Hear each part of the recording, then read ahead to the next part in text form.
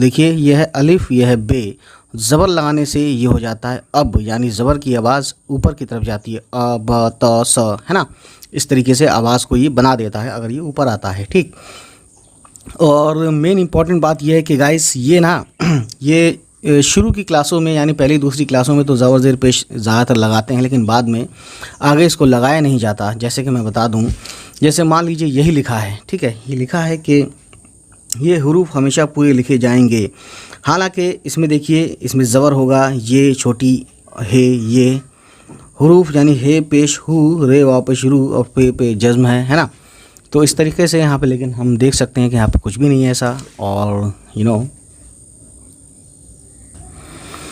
तो ज़बर की कहानी जो है, देखिए मैं आपको और ज़्यादा इजी करूँ, जैसे कि मान लीजिए मीम है, मीम का शॉर्ट फॉर्म है ना, और टे और दो चश्मी है ना, ये हो गया माँ और